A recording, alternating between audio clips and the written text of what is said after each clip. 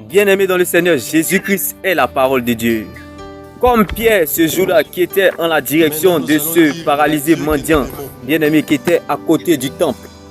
La Bible déclare, Pierre qui dit à l'homme paralysé mendiant, je n'ai ni or ni argent, mais ce que j'ai, je te le donne. Le nom de Jésus, lève-toi, prends ta natte et marche. Bien-aimé, le but de Dieu dans cette situation impossible dans laquelle tu te trouves, comme l'homme paralysé, mendiant, laisse-moi t'annoncer cette bonne nouvelle.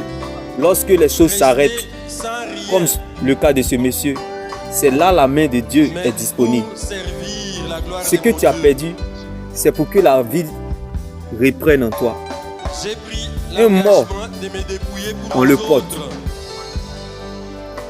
Un mort ne porte rien. Mais celui qui est vivant porte lui-même. Si tu portes un problème, c'est parce que tu es un vivant. Car ce sont les vivants qui portent les charges. Comme ce paralysé mendiant que Pierre a relevé avec ses yeux. Bien-aimé, Pierre, dans son malheur à la pêche, ne savait pas qu'un jour, par le regard, il allait relever un homme paralysé. Tout comme ta situation difficile, ne regarde pas ce que tu traverses, mais regarde plutôt la récompense qui est attachée derrière ton humiliation, que Dieu te réserve. Car pendant que Pierre était dans son malheur, il ne savait pas que son ombre allait guérir des vies. Il ne savait pas que son regard allait ressusciter Dorcas. Il ne savait pas que, bien-aimé, son regard allait relever un homme paralysé mendiant à côté du temple. Alors laisse-moi t'annoncer cette bonne nouvelle en ce jour. Comme le cas de Pierre, si tu es dans cette épreuve difficile, si tu traverses des périodes difficiles, ce n'est pas pour être béni. Si tu penses que c'est pour être béni, c'est une malédiction. Car on ne traverse pas les périodes difficiles quand on est véritablement un enfant de Dieu pour être béni. On traverse les périodes difficiles, la vallée, pour être une source de bénédiction. Le but de Dieu, dans ces périodes difficiles que tu traverses, que tu sois utile pour lui. Comme Abraham qui a donné son Isaac à Dieu. Dieu veut, bien-aimé, tout ce que Dieu veut, que tu quittes la dimension où l'homme te porte.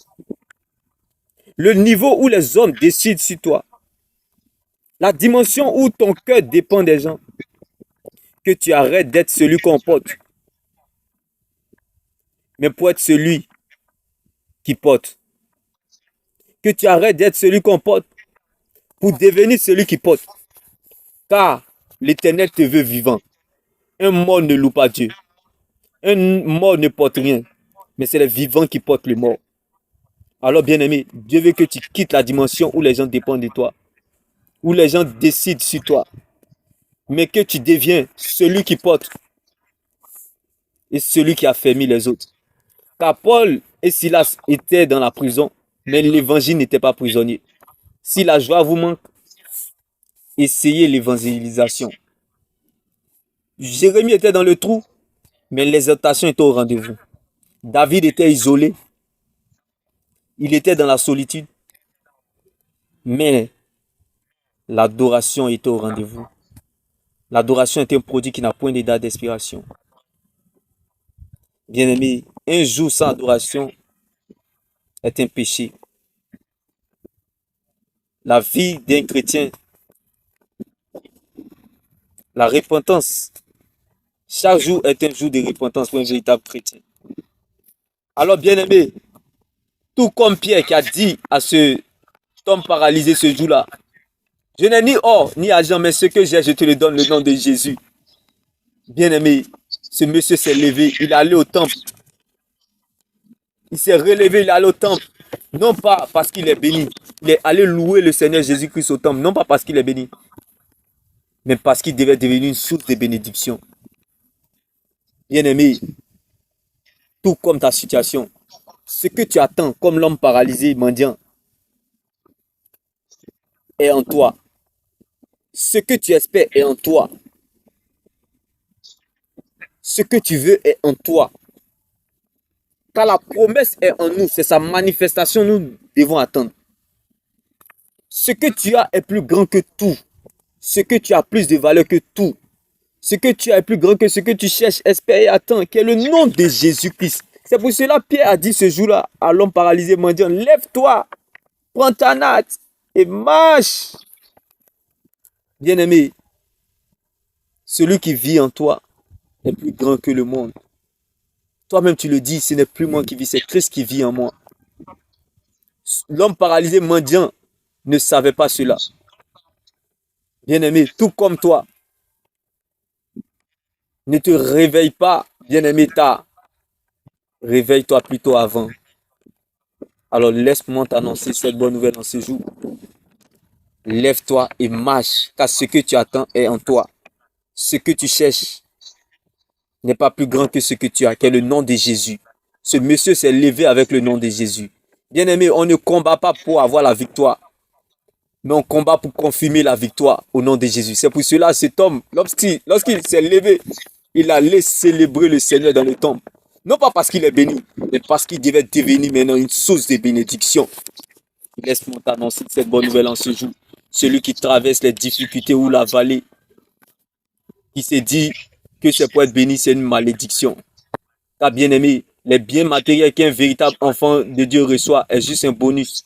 Sinon, la vraie paix se trouve uniquement en Jésus-Christ.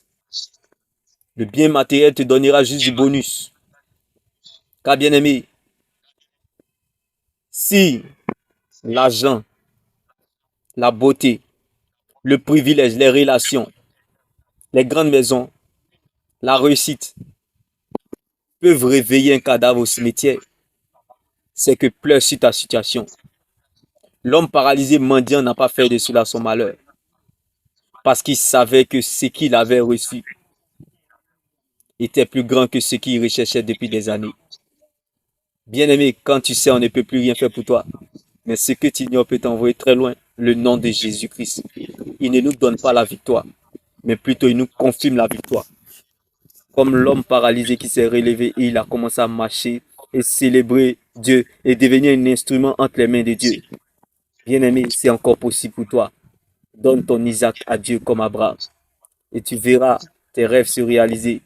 Car si tu commences par la volonté, bien-aimé,